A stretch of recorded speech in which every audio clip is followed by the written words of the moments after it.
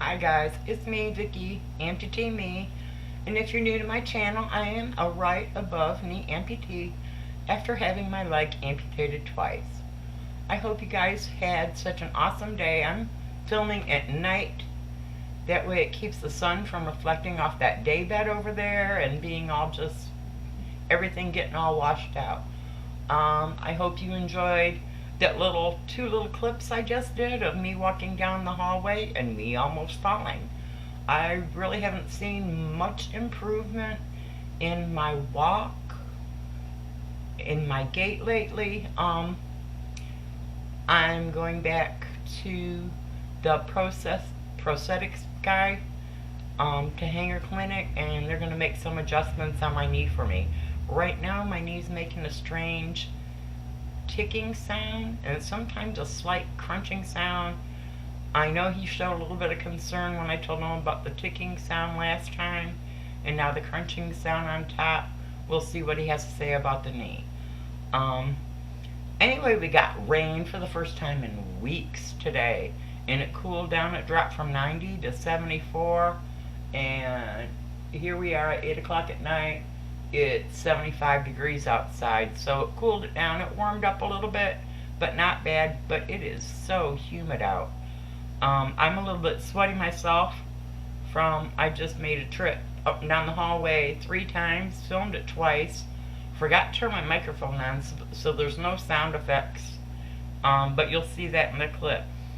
Today I wanted to talk to you about, was your amputation what you expected?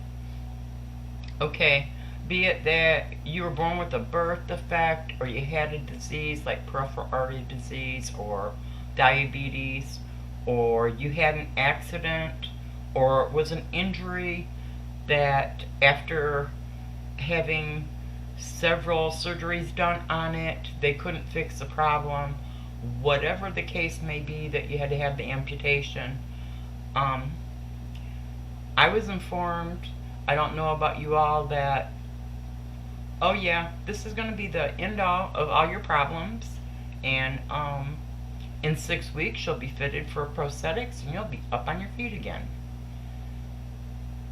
Alright, I don't know about all of you. When I first started watching videos, the very first, and I found out that I was going to have my leg amputated, and that was when I had it amputated below the knee, not above the knee.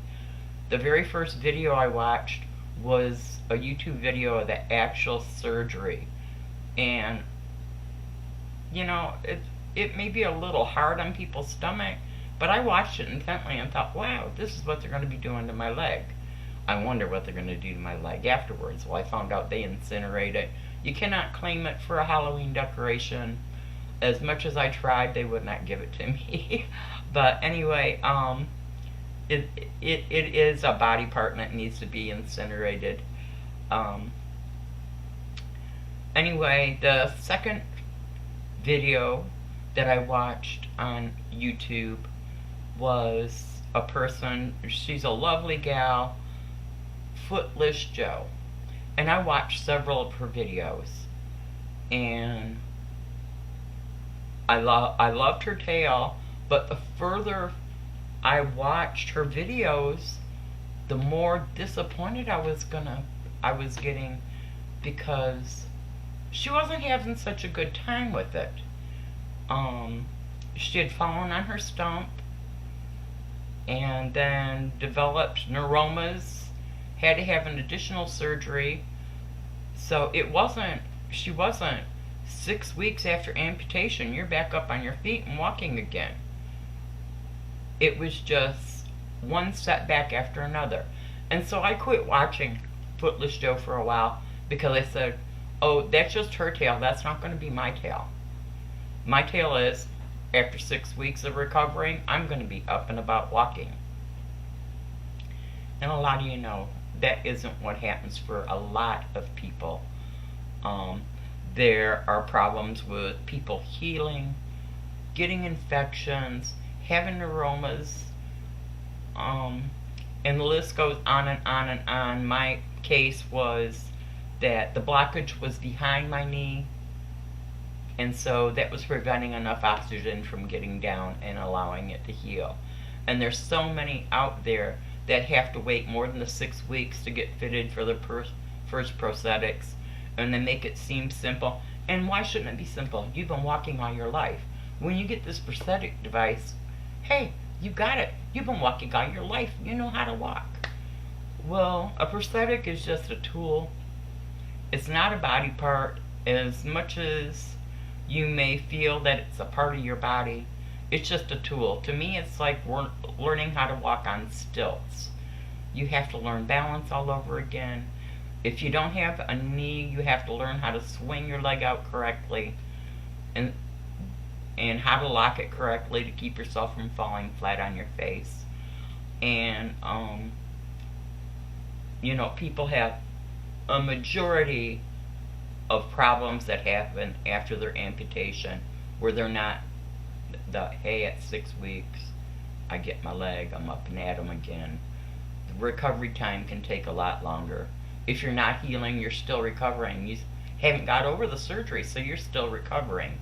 And no matter how long that may be, it can be disappointing. There can be setback after setback. It can be depressing. I mean, some people mourn the loss of their leg, and then to have setback after setback, that just becomes more and more depressing. It helps if you have a great support team, be it at home and not at home, but your family supporting you. Somebody that can help you out when you need the help. But to me, in one way, it seems like I was trading off one problem for another. It wasn't all peaches and cream after the amputation. It took me quite some time, almost a year, before they even decided they were going to amputate up higher. And so it was longer than a year after the first amputation before I got my first prosthetics and started walking. And it's not easy, and I'm still struggling with it. And it's been since I had the above knee amputation. I had it done last March. So we're now in October, a year and might as well say about a half later, and I'm still struggling.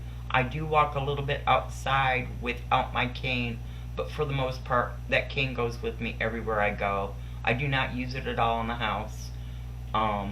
So did we trade off one problem for another? Did they tell us about the phantom pain? Anything I read about phantom pain before having the below knee amputation was, oh, that you'll have it for a little bit, it comes and it goes, and the further along you get in your healing process, that it'll go away and become less and less intense. Well, with the below knee amputation, I had more, I don't know if you can call it phantom pain. I had more phantom sensation, or the feeling that my lower leg and my foot and my ankle were still there. I did have some phantom pain, but not a whole lot. I didn't even have pain from the amputation. The only pain I had was anytime I went to wound care and they had to sit there and scrape the open wound. That was no fun. That I called the torture chamber. I went once, sometimes twice a week to the torture chamber for them to cause intense pain, but which in the long run didn't do any good, and had to have the above knee amputation anyway. So, did we trade off one problem for another?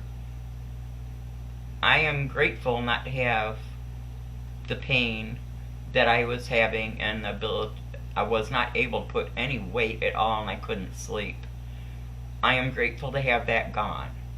The phantom pain, though, after having the above knee amputation, was worse than the below knee.